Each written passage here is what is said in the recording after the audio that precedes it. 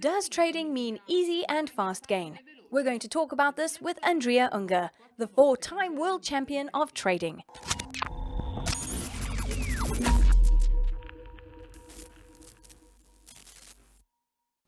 Welcome back. We're meeting today on this digital stage to talk about trading.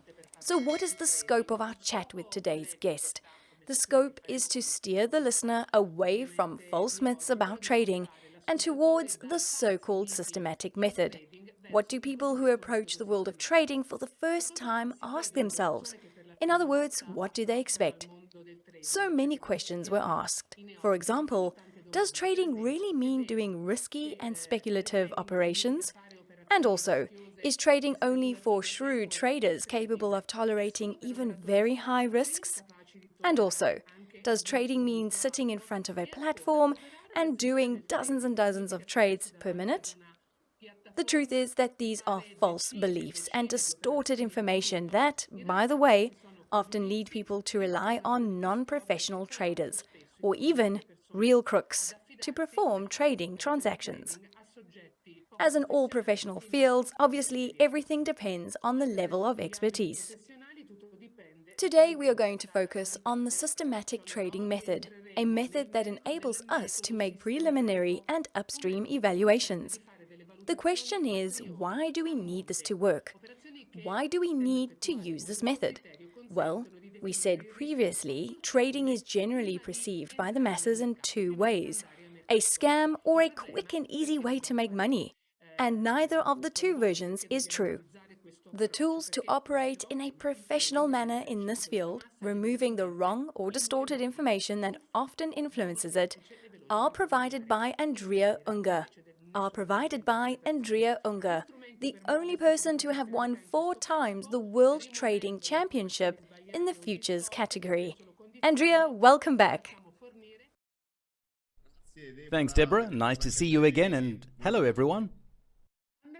Andrea, why do people think that trading allows you to earn really stratospheric amounts of money?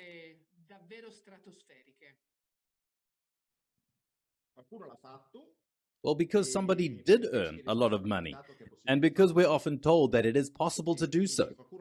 Well, look, somebody did earn a lot, but we'll talk about that later. Clearly, there are many sellers of trading-related services who have every interest in making us believe that we can become rich. So as a result, we trust them. And I'm not talking about the crooks that we spoke about before. We're also talking about promoters of serious services who have an interest in making us believe that we can become rich. If I invite you to trade by saying, "Look, Deborah, join us because I'll teach you how to set up a system that will make you 5% per year," and you say, "Look, Andrea, I've already got a balanced fund that makes me more," you look at me.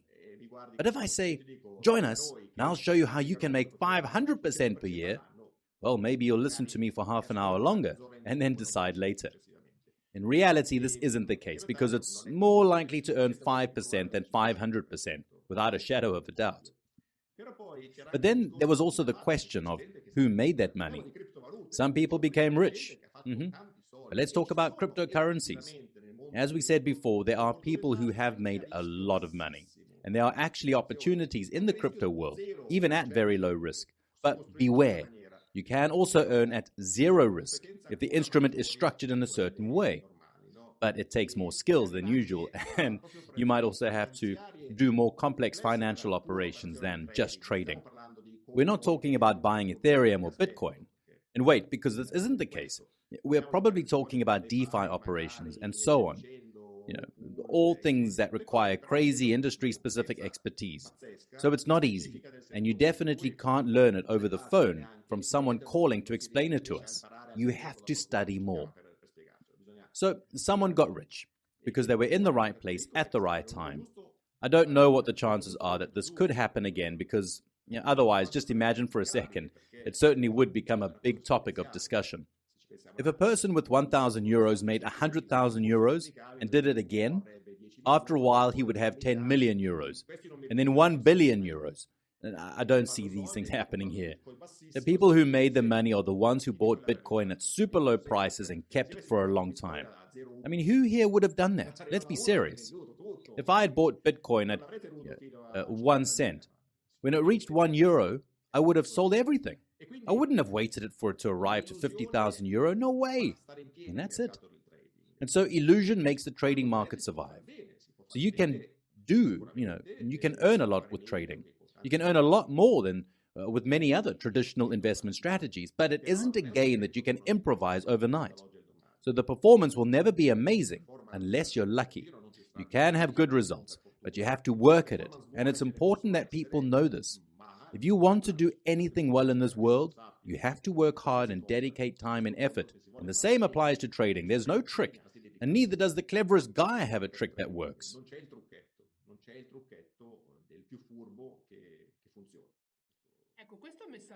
Now that's a very clear message. But there are also those who think, let me put it this way, there are also those who have the so-called side hustle approach.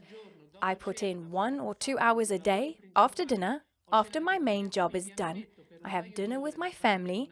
I sit for a couple of hours in front of a trading platform. I make 2 trades and I can earn a second income for the month, a second salary. In your opinion, is this a realistic approach?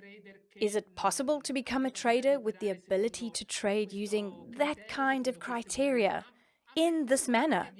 Assuming that you've also attended a good course at the Unger Academy, that you've mastered the subject, that you've used all the necessary tools. Is it possible to achieve this kind of success? No, not another income, because income from trading is absolutely not constant. An equity line that rises at a 45-degree angle only exists in fairy tales. In trading, in the medium-long term, if you work well, you are in profit. But you aren't in profit every month. There are months at a loss, if not years at a loss. And so if you're ready to bear that, well, at that point it's fine. You mentioned the Unger Academy. Now, you'll never be taught how to play trader for 2 hours each evening at the Unger Academy. If anything, you're taught what and how to study during those 2 hours in order to learn how to build a trading infrastructure that can work 12 hours or 24 hours a day for you, in parallel, automatically, which is quite different.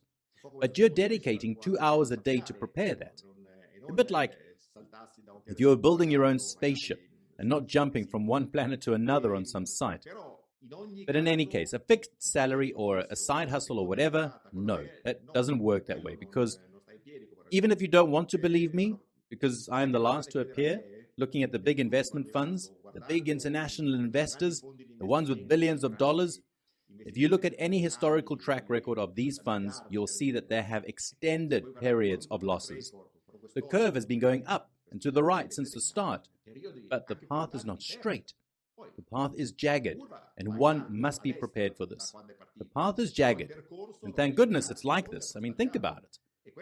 If I aim at a second income and don't accept that to lose money, then it's better that I don't do it. If, on the other hand, the loss doesn't bother me, if I lose a month, 2-3 times a year and I don't care because I know that in any case, in 10 years' time, I'll have earned money, and perhaps even a lot, well, then it's okay. Do it. Do what you think is right.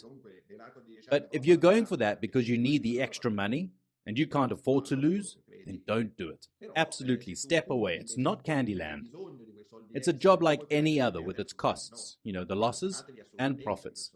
Even the corner store may close its doors because it can no longer afford to keep it open due to the lack of customers. And the same can happen to the trader who no longer earns for a long time and then decides to stop trading.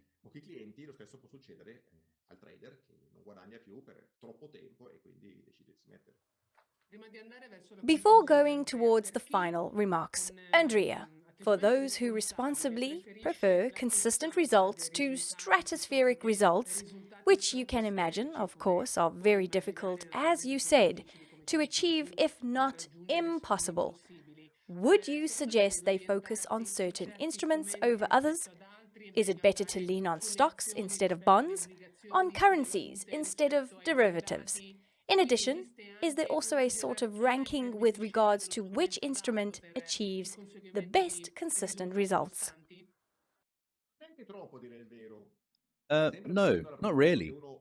always assuming that a person decides based on their knowledge of the tool, at which point they can dose it. You can say, I want to put sugar or Splenda in my coffee. You're never going to put the same amount, obviously. You'll say, I'll put a packet of Splenda or 1 spoon of sugar. Same story here. I can buy more of a stock and buy less of a derivative. But if I know what will happen, I don't have a real ranking. Then afterwards you can decide to exploit trading models that perhaps have less earning potential, but a smaller risk of loss. In other words, a model of asset allocation, of rotational investment on some stocks or ETFs could lead to softer trends than a portfolio of systems on futures. And that can happen. So I could say, if you don't want to kill yourself by studying futures and want to study only some rotational allocation models, think about models that put together stocks. I'd suggest NASDAQ because they're dynamic and are primarily linked to market trends, and ETFs that represent indexes. Mixing ETFs with stocks is already a way to calm down the fluctuations of the instruments.